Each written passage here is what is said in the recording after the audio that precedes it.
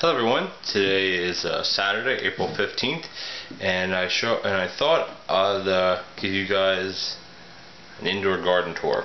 Not so much indoor garden, but of my seedlings.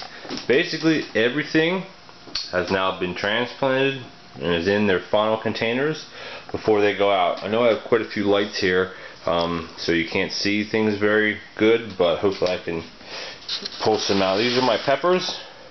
These here are actually all California Wonder bell peppers, and they are doing excellent, I think.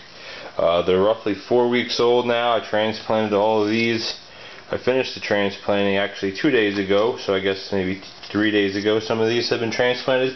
I ran out of, what do I have? Well, actually I ran out of cups. Now, these are like 3-inch pots with, and then all my tomatoes are transplanted, by the way.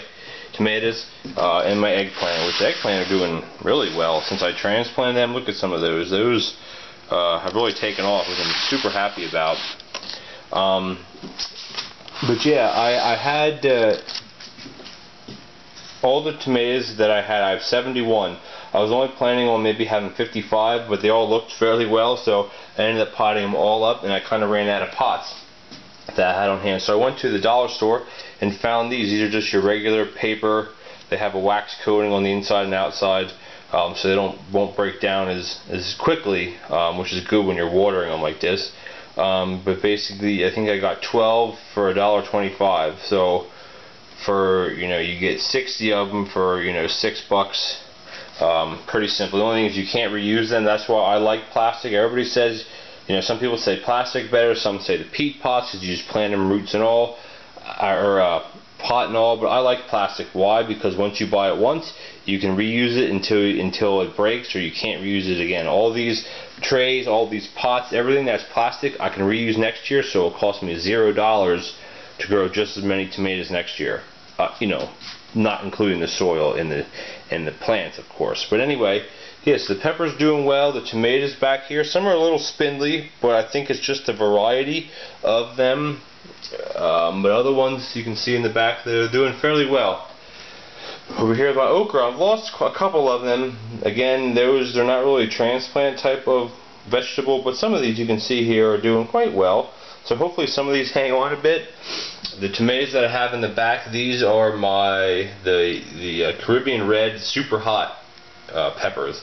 I'm still not sure if I'm going to plant those with the bell peppers and the Hungarian wax and the other peppers I have, because of cross-pollinating, but they should be fine. I'm not too worried about it. What I'll end up doing is I'll start at one end of the row and put all of the bell pepper, which are 0, they're sweet pepper, and then I'll move up through the hotness level to have the hottest peppers at the end. That way, it's not hot pepper next to a not hot pepper, so gradual increase. And anyway, down here I got my broccoli, cauliflower, cabbage, pak choy, and Brussels sprouts. The ones in these peat pots, some of these are doing really good. These are roughly 3 weeks old, I think, something like that. Some of them are doing really good.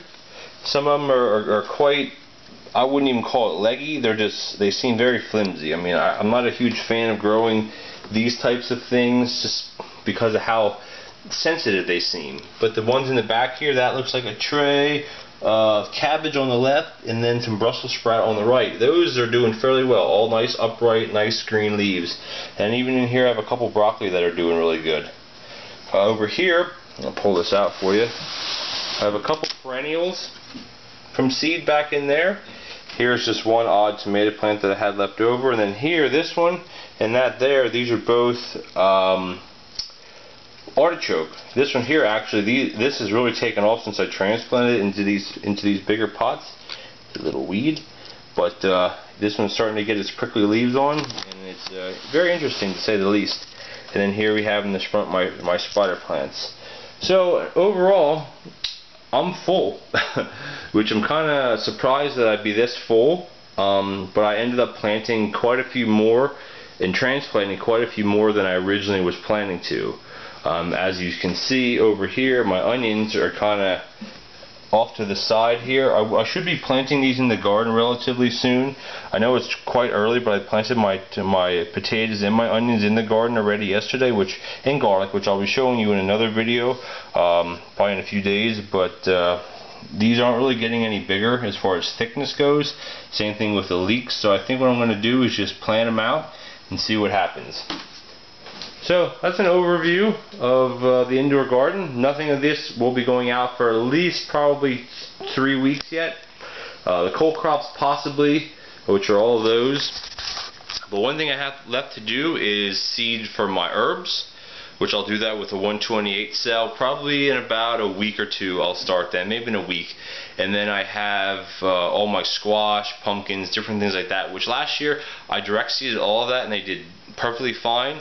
But I'd really like to get a couple seeds in the ground to maybe have an early crop of an early crop of summer squash, or an early crop of cucumbers. You know, because if the weather stays real nice, as it kind of has been somewhat, I mean above normal temperatures, fruit set will come on a little earlier, and that would be good for my CSA boxes. Right now I have 9 members signed up and paid up for a deposit out of the 14 that I'm hoping for. So still waiting for a couple more to sign up. If they don't sign up, oh well, I'll go with the 9 that I have locked in, and then I'll look into maybe doing a market around here, or doing the farm stand, which is what I'd really love to do, is just grow things for the farm stand and be open maybe 2 or 3 times a week.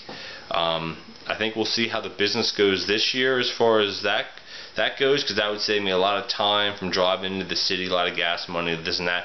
However, with the CSA, you have locked-in members, you've guaranteed money, but you gotta deliver. So there's trade-offs either way.